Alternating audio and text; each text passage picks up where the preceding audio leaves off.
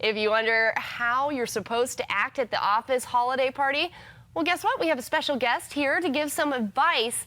Make sure you behave correctly. Elaine Swann, a lifestyle expert and etiquette. And Liz, she has the interview. Tell us all about it. I know. Elaine Swann is here, folks, to the rescue. Nice to have you here, Elaine. Thank you. So glad to be here. She is a lifestyle and etiquette expert. You travel all across the country speaking and helping folks. Really trying to help people mind their P's and Q's. It's been a little rough doing it this year, so why not end this year on a good note? I know. You were telling me you stayed pretty busy. I did, most talking especially about the election. Oh, and the behavior. election, and then going into that after the election, dealing with family during Thanksgiving and so forth. So yeah, it's been a lot. So now it's time to party. Now it's time to party, but we don't want to get too crazy, right? We don't want to get too crazy with it, most especially if it is a work related job. You want to be sure that you mind your P's and Q's. But during the holiday season, we get lots of invitations to attend people's parties at their houses. And one of the first things I say to people is to make sure that you actually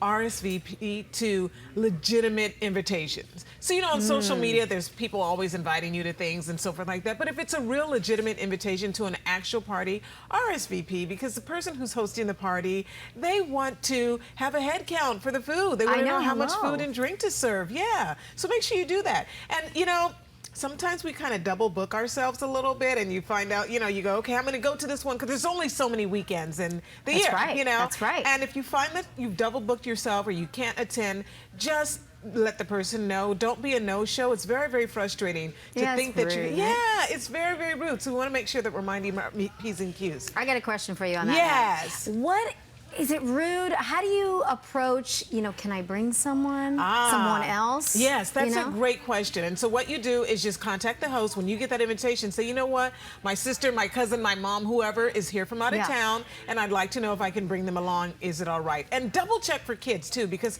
some parties are kid friendly and some are not. And when you arrive, make sure you come bearing gifts. You want to always make sure you bring the hostess some sort of gift. Like maybe a bottle of wine. A bottle of wine, some tea, some coffee, something that's really interesting. You have all sorts of things, whether it's kitchen gadgets, little fun kitchen gadgets, because people who host parties love to have different things in their homes. So why not a really cool bottle opener for wine or wine holder, just any sort of thing. I love the kitchen gadget idea. Yes. I love that. Now, what if you are hosting? You are the host of a party. If you are the host of the party, then first and foremost, be kind to your neighbors and let them know you're hosting a party. And make sure you give them your contact information. So if they feel a little funny about the noise, they know they can contact you directly instead of calling 911. Oh my goodness.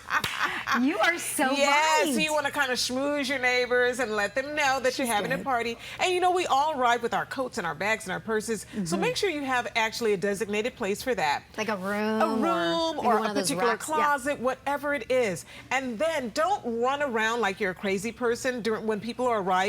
You should be done and completely set for your party, and maybe have a nice little signature beverage or some appetizers for when people arrive. So when they come in, they feel really, really welcome. You are so good. Yeah. Oh my now, goodness. one of the questions I get often, and a lot of people aren't quite sure what to do, is when it's time for people to leave. How do you get people out of your house? That's a good one. Yes. So what you do is you set the lighting while everyone is there. But when you're ready for them to leave, you start turning lights on.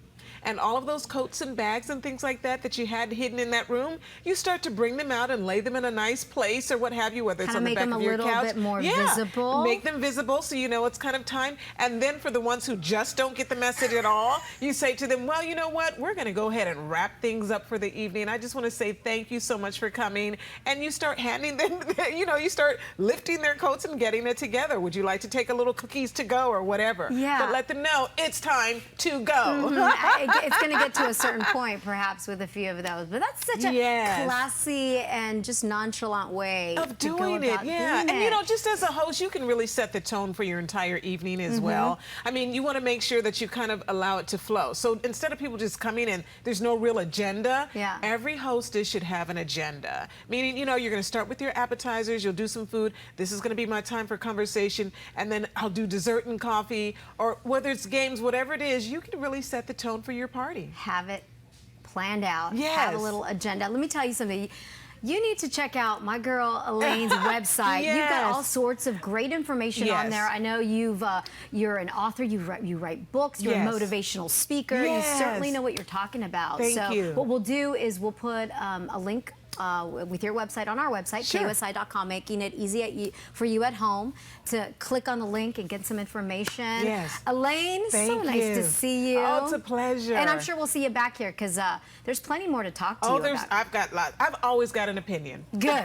We like that. We like that. And such great advice. Thank you. Thank you, Elaine. Have a wonderful day.